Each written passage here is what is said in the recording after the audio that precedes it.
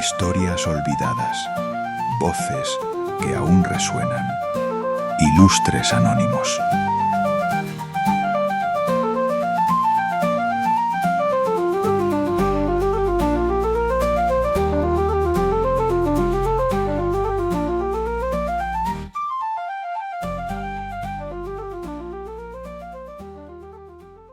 Hay una línea invisible que separa a los vivos de los muertos, pero no es tan recta como podríamos pensar.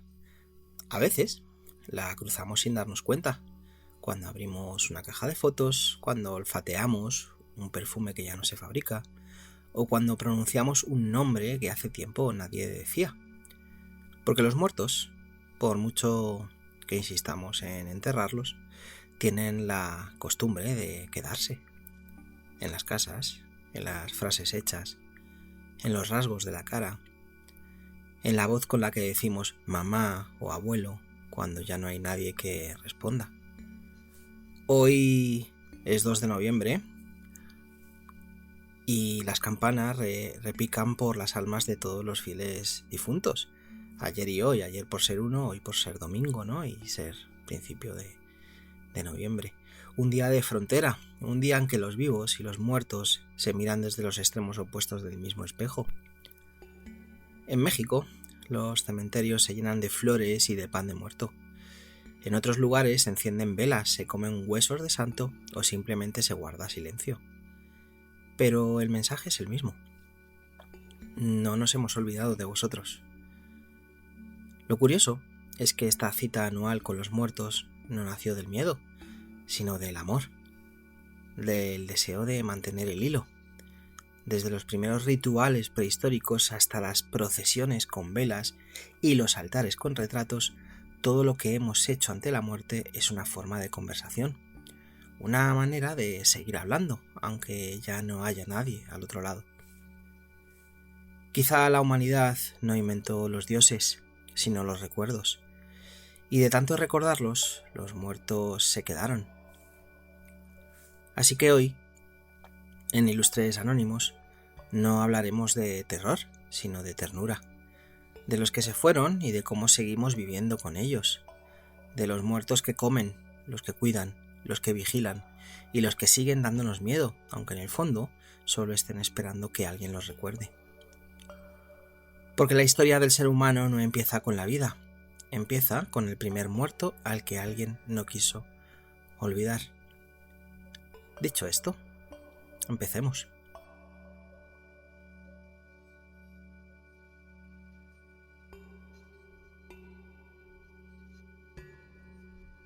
Si uno se para a pensarlo, hay algo profundamente doméstico en la muerte antigua.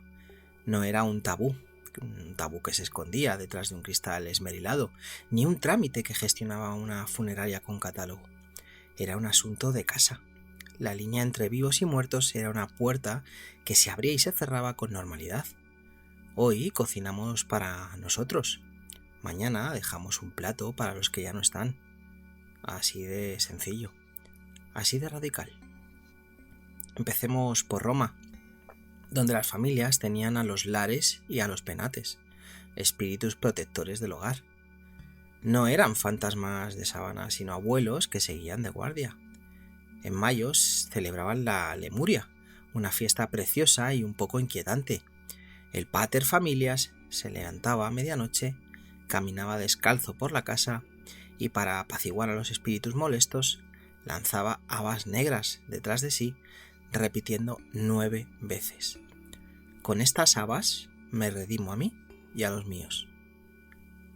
Luego hacía sonar el cobre porque hasta a los fantasmas les molesta un buen cencerro y terminaba la ronda. ¿Qué revela este pequeño teatro? Que los muertos no eran otra cosa.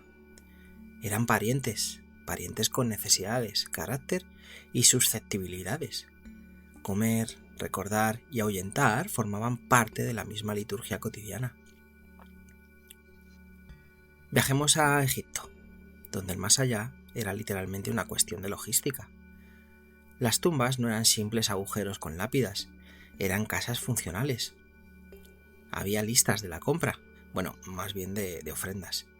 pasillos para la visita de los vivos y, por supuesto, depósitos de pan, cerveza y carne, porque un muerto con hambre, no puede navegar en paz hacia el occidente. En las paredes, fórmulas mágicas equivalentes a tickets de comedor para el espíritu, con instrucciones claras: que no le falte pan ni cerveza en el más allá. Todo ordenado, muy egipcio. Y una idea poderosísima: el nombre. Mientras alguien pronuncie tu nombre, no desapareces del todo. ¿Os suena de algo? Seguimos haciendo lo mismo cuando decimos: la abuela Marina hubiera dicho. El ritual continúa, solo que ahora usamos WhatsApp y fotos en la nevera. En el mundo griego los muertos eran eso, y algo más. Héroes como Aquiles u Odiseo no solo morían, se transformaban. Su tumba se convirtió en un lugar de consulta, casi un ministerio de asuntos invisibles. Las poleis conservaban reliquias heroicas, huesos que, si había suerte, garantizaban la victoria o buenas cosechas. El héroe difunto, ojo, no Dios, pero tampoco un mortal más, seguía participando en la ciudad. Y si hablamos de fronteras, hay una escena que lo explica todo. En la Odisea, Odiseo cavó un hoyo, vertió sangre y convocó a los muertos. Acuden como si hubieran estado esperando la llamada. Ese es el tono de la antigüedad. No creíamos en fantasmas. Convivíamos con ellos con la naturalidad de quien deja una luz encendida en el pasillo. Ahora cambiamos de continente. En muchas culturas de África y Asia, los antepasados no son un tema religioso en el sentido occidental, sino una estructura social. En la práctica son una institución. El consejo invisible de la aldea, testigos de pactos y árbitros del comportamiento. En algunas tradiciones bantú, por ejemplo, la comunidad incluye a los vivos, a los no nacidos y a los ancestros. Es decir, no eres un individuo flotante, sino un eslabón de una cadena que te atraviesa. En el este de Asia, la veneración de los ancestros se realiza con un equilibrio muy delicado entre afecto y norma. Tablillas con nombres, incienso, comida simbólica. Si el pasado no se atiende, el presente se desordena. Es menos fantasmal, quizá. Menos fantasmal que administrativo, podríamos decir. Hay que pasar lista, cuidar los nombres, mantener la contabilidad de la memoria al día. Bueno. Y tú podrías decirme: y Víctor, ¿por qué tanta comida? ¿Por qué tantas mesas puestas para quien no va a masticar? Bueno, pues porque el acto de alimentar no va de calorías, sino de vínculo. Dar de comer es decir: te reconozco. Ponemos un pan, una fruta, una copa de vino para los muertos por la misma razón por la que guardamos su taza o su jersey. Es una excusa física para que la conversación no se rompa. Los arqueólogos encuentran cántaros, huesos de animales, semillas.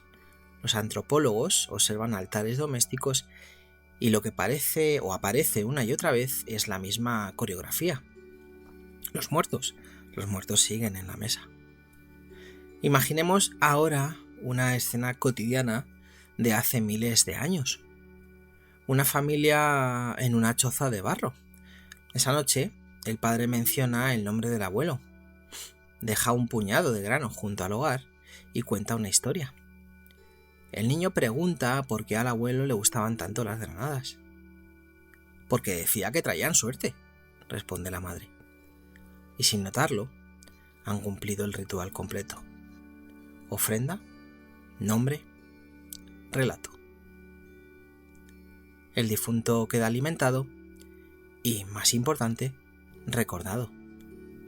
La memoria es una comida caliente. Y hay un punto hermoso en todo esto. El muerto no es un problema, es una relación. Si se porta bien, protege. Si se siente olvidado, da un tirón de orejas. Por eso existen fiestas para calmar a los espíritus molestos y otras para agradecer a los guardianes. De la misma raíz vienen costumbres ibéricas como dejar una vela, llevar dulces al cementerio o hablar en voz alta frente a una tumba.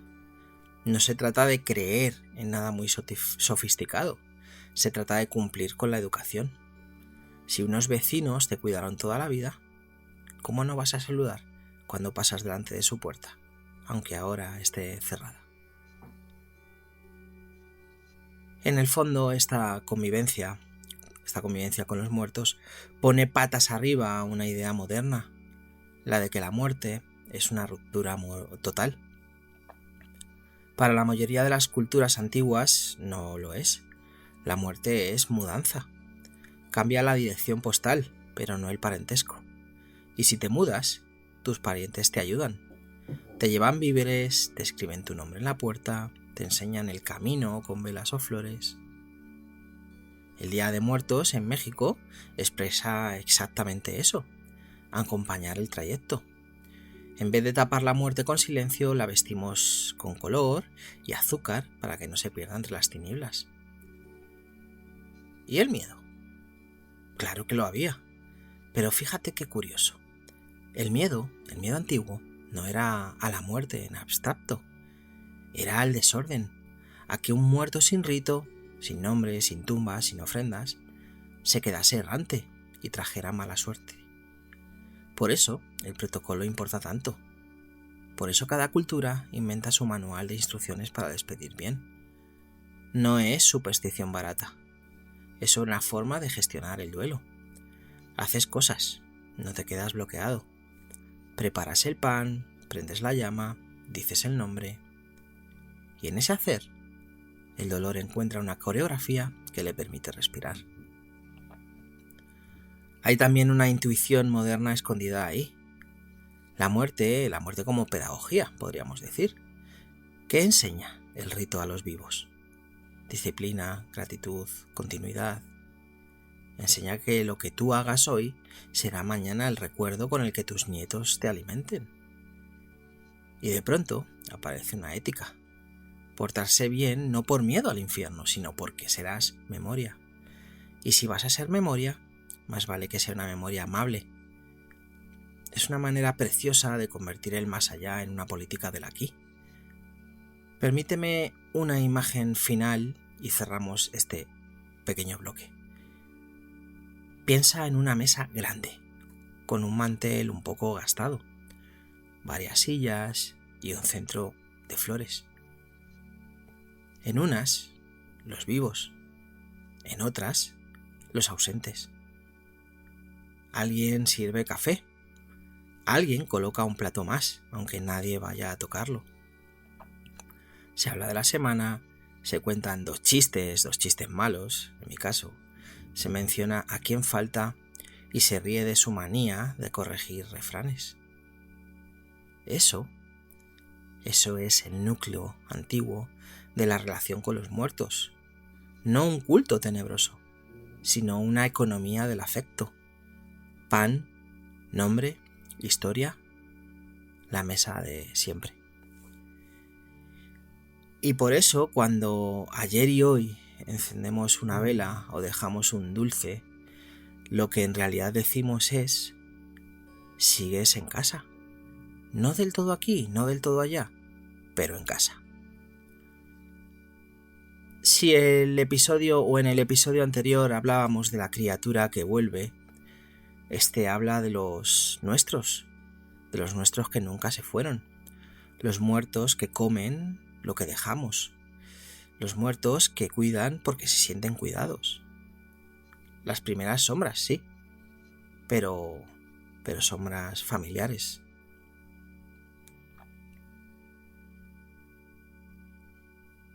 Bueno, pues hasta ahora la muerte era cosa de casa, pero llega un momento en que la humanidad decide delegarla. Ya no basta con dejar un plato o encender una vela. Hay que hacer papeles. La muerte se convierte en un asunto de Estado, o peor aún, de la Iglesia.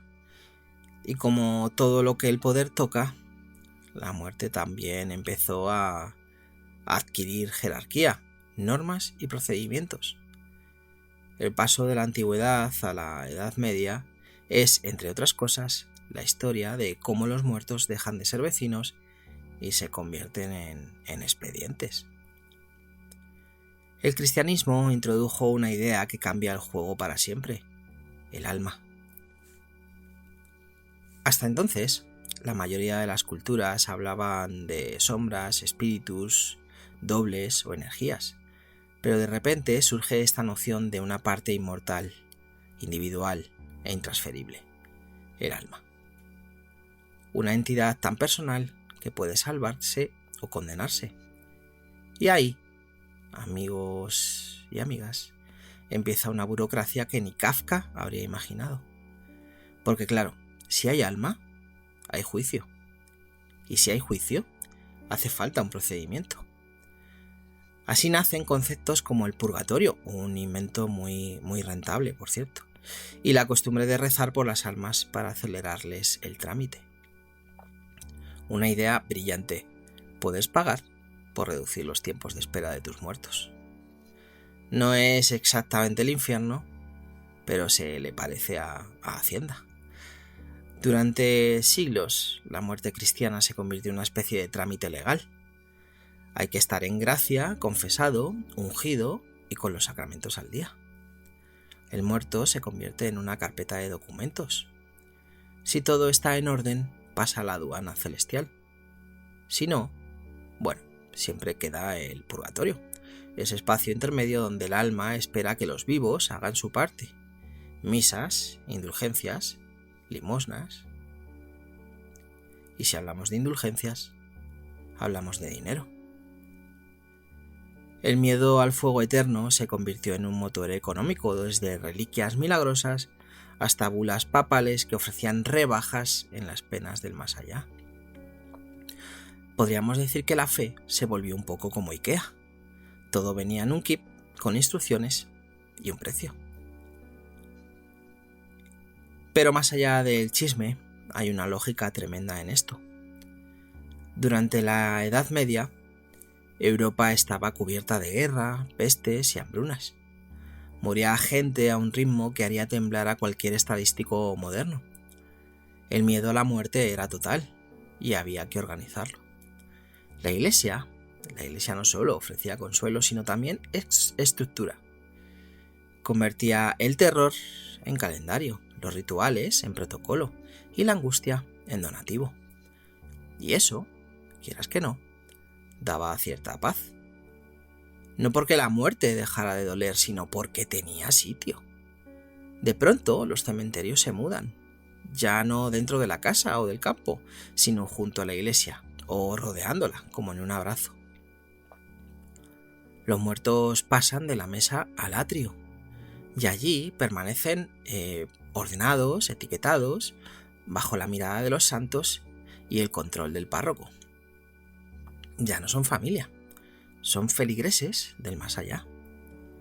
Y mientras tanto, la cultura popular llena el hueco que la doctrina no explica. Surgen las leyendas de ánimas en pena, de fuegos fatuos y de campanas que suenan solas. Todo lo que el sermón no podía justificar, lo hacía el miedo. En los pueblos, los muertos buenos y malos convivían en historias que servían tanto para asustar a los niños como para enseñarles modales. Si no rezas, te vendrá a buscar el alma de fulano. Si pasas sin saludar al cementerio, se te aparecerá tu abuela. Es educación emocional y terror psicológico en el mismo envase. El purgatorio, por cierto, es uno de los inventos teológicos más curiosos. Y ojo, no aparece en la Biblia. Es literalmente una innovación medieval. Es que ni siquiera Jesús hablaba de esto, claro. Un limbo en donde el alma sufre un poco, pero no lo suficiente como para merecer el infierno. Y claro, eso genera una nueva economía, el tiempo. El alma tiene que purgar sus pecados, pero los vivos pueden acelerar el proceso. Misas, oraciones, donaciones, todo cuenta. En el fondo, es una metáfora del amor. No soportamos que nuestros muertos sufran, así que hacemos algo al respecto. Pero también es una metáfora del poder. Si puedes negociar el destino eterno, ¿quién no va a intentarlo? Y así llegamos al gran cambio urbano, los cementerios modernos. Durante siglos, los muertos se enterraban en las iglesias o en sus muros, pero con el crecimiento de las ciudades, eso se volvió insostenible. Entre el olor, las enfermedades y el espacio, el siglo XVIII trajo una revolución silenciosa. Los muertos debían salir de los centros urbanos. Nacen los campos santos, y con ellos una nueva estética de la muerte. Las tumbas se alinean como si fueran casas de una ciudad paralela. Las lápidas se vuelven currículos. Nombre, fecha, profesión, frase inspiradora. La muerte se hace pública, pero ordenada. Una exposición permanente del tránsito humano visitada los domingos. Ya no se trata de alimentar a los muertos, sino de representarlos. El cementerio se convierte en museo del ego. Esculturas, epitafios, retratos en bronce o porcelana. Y en medio del mármol, una paradoja. Nos alejamos de los muertos justo cuando más los conmemoramos. Dejan de dormir con nosotros, pero se vuelven parte del paisaje. Y es ahí, curiosamente, cuando aparece un nuevo tipo de miedo, el fantasma moderno. Porque una cosa es convivir con los antepasados y otra muy distinta imaginar que vuelven sin permiso. El fantasma no es el alma que vela por ti, es la que se atascó. Y su auge coincide con la Ilustración, con el progreso, con la razón. Cuanto más creemos tener todo bajo control, más se nos cuelan por las rendijas los muertos desobedientes.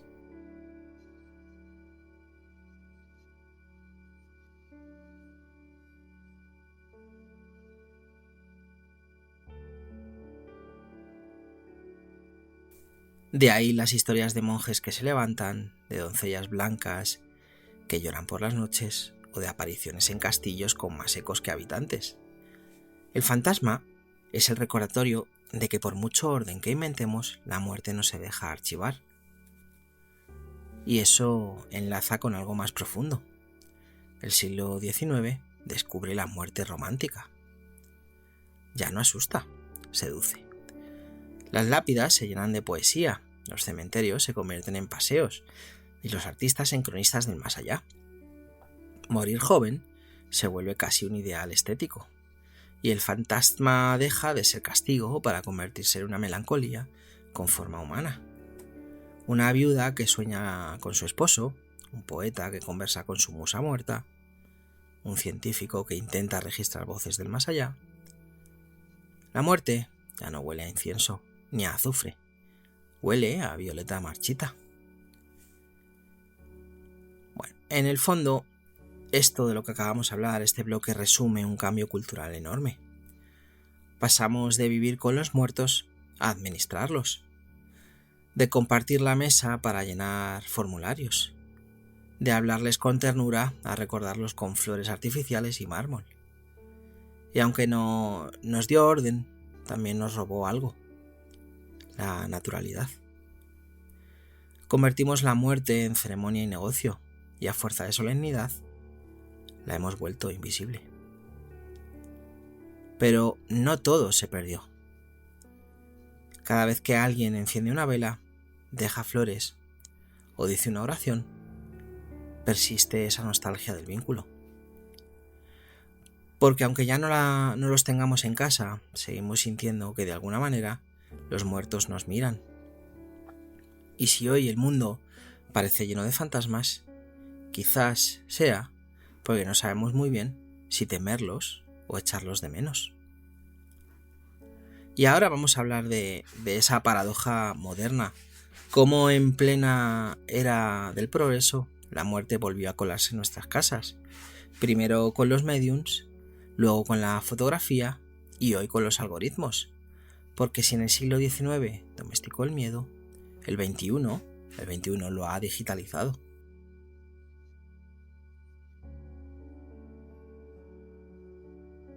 Decía Baudelaire que el progreso tiene algo de funeral. Cada nueva máquina entierra una costumbre, cada avance deja su cadáver. Y quizá por eso, cuando el siglo XIX se declaró moderno, los muertos encontraron una nueva manera de quedarse, a través de la técnica. Porque claro, ya no hacía falta un altar con velas ni un monje con incienso. Bastaba con una mesa redonda, unas manos entrelazadas y una medium en trance. La muerte se volvió espectáculo. Y lo más curioso, científicos y escritores se sentaron en la misma mesa, esperando escuchar un golpe o ver moverse una copa. Así nació el espiritismo, esa mezcla imposible de fe, ciencia y teatro. El siglo de Darwin, del telégrafo y del ferrocarril también fue el siglo de las sesiones de espiritismo. Las hermanas Fox, en Nueva York, afirmaban comunicarse con un difunto mediante golpes en la pared. En poco tiempo, lo que empezó como un juego infantil se convirtió en una religión sin iglesia. Millones de seguidores, congresos, revistas, apariciones públicas. Y como toda moda, llegó a los salones europeos. Mesas que giran, plumas que escriben solas, voces grabadas en fonógrafos. La humanidad acababa de descubrir que los muertos también podían tener micrófono. Y no es casualidad. El espiritismo fue un hijo directo del telégrafo. Si los vivos podían enviar mensajes invisibles por un cable, ¿por qué no los muertos? Los mediums eran las nuevas operadoras del más allá.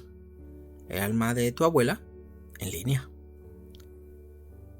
El fenómeno fue tan popular que incluso los científicos se contagiaron del entusiasmo. William Crookes, físico y químico británico, galardonado con la medalla de la Royal Society, organizaba sesiones en su laboratorio. Y juraba que había visto materializarse a una mujer llamada Katy King, una aparición de carne y hueso que, según él, posó pacientemente para una serie de fotografías. ¿Autoengaño? ¿Charlatanería? ¿Necesidad de creer que la ciencia también podía consolar? Bueno, probablemente todo a la vez. Porque el siglo XIX era así. Creía tanto en los trenes como en los fantasmas. Y si los espiritistas usaban mesas, los fotógrafos inventaron algo aún más inquietante: los retratos post-mortem. La cámara, que había nacido para capturar la vida, se convirtió en una herramienta para domar la muerte. Familias enteras posaban junto al cuerpo del difunto, maquillado, sentado, a veces incluso de pie con soportes ocultos. El resultado, a nuestros ojos, es estremecedor, pero en aquel tiempo era una forma de amor. Tener una imagen del ser querido antes de enterrarlo significaba poder mirarlo después sin miedo. El retrato detenía el tiempo justo antes del adiós. Era un modo de decir: aquí sigue, aunque el mundo continúe. Mientras tanto, el capitalismo tomaba nota. El duelo se convirtió en un mercado, el luto en la industria. Había trajes negros de temporada, cartas de condolencia prefabricadas, joyas con mecheros de pelo y perfumes especiales para funerales. Las casas victorianas tenían reglas estrictas. ¿Cuántos meses de luto según el parentesco? ¿Cuándo se podía volver a recibir visitas? ¿Cómo debía cubrirse el espejo para que el alma del muerto no quedara atrapada? Era un mundo donde el dolor tenía protocolo y tarifa. Y sin embargo, en medio de tanta rigidez, late una ternura enorme, el deseo de mantener el vínculo. De que la muerte, al menos, tuviera forma y calendario. Los muertos estaban en todas partes, en los álbumes, en los broches, en los armarios, en las cartas que llegaban con sello negro. Era una época en la que se entendía que el recuerdo necesita cosas, materia, objetos que pesen. Nosotros, en cambio, vivimos entre nubes digitales y discos duros. Y lo irónico es que ya ni siquiera sabemos dónde están enterrados nuestros recuerdos. El siglo XX, por desgracia, trajo la muerte masiva. 2 guerras mundiales, genocidios, bombas, pandemias. El duelo se volvió demasiado grande para gestionarlo casa por casa. Ya no bastaban los rituales individuales, había que inventar monumentos colectivos. El soldado desconocido, las tumbas anónimas, los memoriales. El recuerdo dejó de ser íntimo y se volvió público, casi político. Pero esa escala industrial del dolor también cambió nuestra relación con la muerte. Aprendimos a no mirarla demasiado. La televisión y los periódicos la convirtieron en cifra, en imagen, en algo distante. La muerte se volvió cotidiana y, paradójicamente, invisible.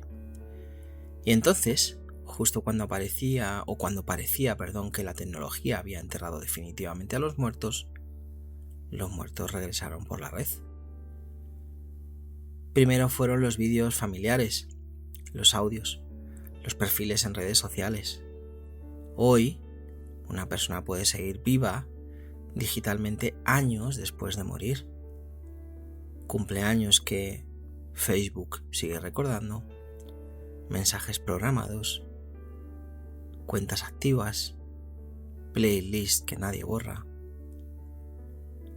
La muerte se ha convertido en un fallo de sincronización. Los algoritmos no saben quién ha muerto y nosotros a veces tampoco queremos saberlo. Incluso hay empresas que ofrecen bots de duelo, programas entrenados en las conversaciones de una persona fallecida para que sus seres queridos puedan seguir hablando con ella. Es una nueva forma de espiritismo, solo que sin incienso y con wifi. Una medium en la nube, el más allá en la nube premium. El negocio funerario también ha cambiado. Ahora puedes convertir las cenizas en diamantes, vinilos, plantones de árboles o colgantes bioluminiscentes. La muerte se ha vuelto personalizable. Morir sigue siendo inevitable, pero al menos puedes elegir la tipografía y el acabado. Y de fondo sigue el mismo mensaje de siempre. Quiero quedarme un poquito más. Pero esta era digital ha traído algo más profundo que las modas. Por primera vez en la historia producimos más recuerdos de los que podemos guardar. Fotos, audios, correos, archivos. Millones de rastros de vidas que nadie tendrá tiempo de revisar. Realmente vivimos en un cementerio de datos. Y quizá la pregunta ya no es cómo honramos a los muertos, sino cuántos fantasmas digitales seremos nosotros cuando alguien en el futuro tropiece con nuestras carpetas olvidadas. Antes, el alma esperaba en el purgatorio. Ahora, el alma espera en la carpeta de descargas. Y sin embargo, incluso en medio de toda esta ironía tecnológica, el fondo humano sigue intacto. Cuando alguien muere, seguimos buscando maneras de hablarle. Ya no con velas ni mesas que giran, sino con mensajes de voz que no borramos, con fotos que no queremos archivar, con listas de Spotify que seguimos reproduciendo aunque sepamos que la persona ya no está. Lo digital no ha matado el duelo, lo ha mutado.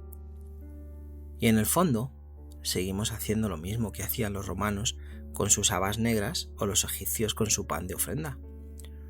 Un gesto simbólico para que los muertos sigan sintiendo que importan. La muerte moderna, al final, es una contradicción perfecta. Nunca ha estado tan lejos de nosotros y nunca hemos hablado tanto de ella. Nos asusta, pero la necesitamos. La negamos, pero la representamos. Y entre los filtros de Instagram y las urnas biodegradables, seguimos haciendo lo mismo de siempre, darle forma al miedo. Porque si la vida es movimiento, la muerte es nuestra manera de darle un marco que cambia con cada siglo, pero que siempre encierra lo mismo, la certeza de que lo que amamos, tarde o temprano, se va. Y la esperanza, casi infantil, de que tal vez nos siga escuchando.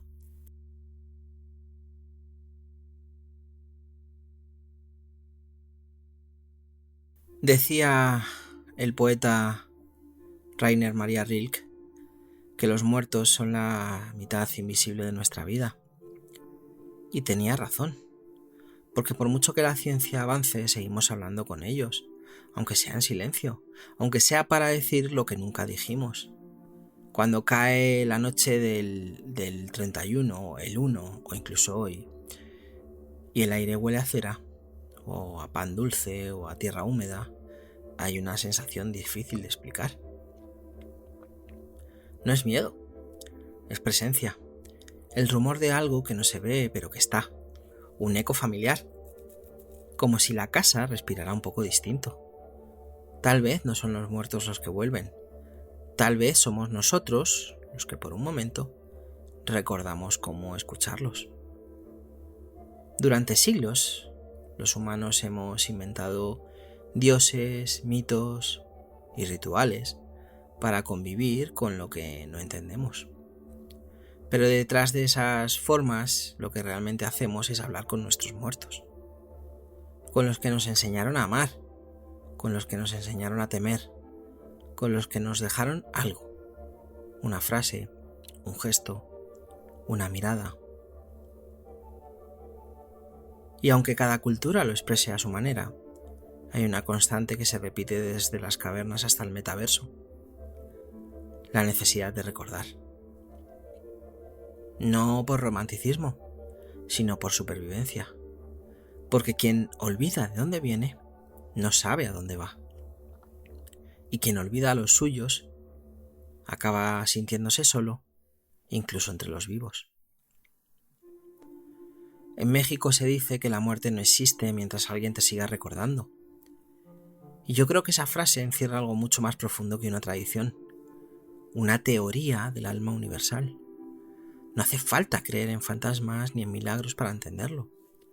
Solo hace falta recordar que cuando evocamos a alguien que ya no está, lo traemos de vuelta por un instante.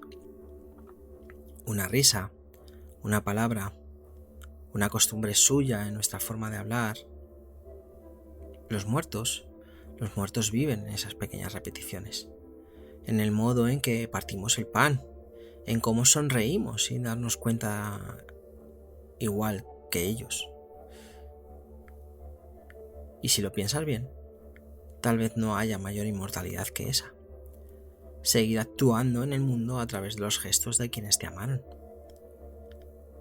Los muertos que inventamos no son los que tememos, sino son los que necesitamos. Los que nos ayudan a entender que todo pasa, pero que nada se pierde del todo. Hay algo en el ser humano que se resiste a desaparecer. La memoria compartida. Ese fuego pequeño que pasa de mano en mano y que mientras alguien lo mantenga vivo, seguirá iluminando. Y por eso celebramos estos días, aunque ya no sepamos muy bien cómo. Encendemos una vela, visitamos un cementerio, subimos una foto a las redes. Son nuestros nuevos ritos, una manera moderna de decir no te he olvidado. El formato cambia, pero el mensaje es el mismo desde hace milenios. Sigues conmigo. Quizá, en el fondo, todos los vivos somos custodios de los muertos. Cada palabra que decimos, cada historia que contamos, cada recuerdo que mantenemos, es una forma de prolongar una vida que ya terminó. Y si eso no es un milagro, no sé qué lo sería. Porque la historia del ser humano no empezó con el primer fuego ni con la primera rueda. Empezó el día que alguien frente a un cuerpo inmóvil, se negó a aceptar que aquello fuera el final. Ese gesto, el de cubrir al muerto, hablarle, prometerle que no sería olvidado, fue el primer acto de cultura. Y desde entonces seguimos haciendo exactamente lo mismo, con otras palabras y otras tecnologías, pero con la misma obstinación. Así que, si hoy vas al cementerio, o si simplemente miras una foto antigua, no lo hagas con miedo. Hazlo con agradecimiento. Porque ese hilo que te une a los que ya no están es el mismo que te ata al resto de los vivos. Y porque mientras los recordemos, nadie se va del todo. Bueno, esto ha sido Ilustres Anónimos y hoy hemos hablado de los muertos, para recordar que los vivos también lo somos un poco. Porque al final, la diferencia entre la vida y la muerte no es el silencio, es la memoria. Y la memoria, es así, nunca muere del todo.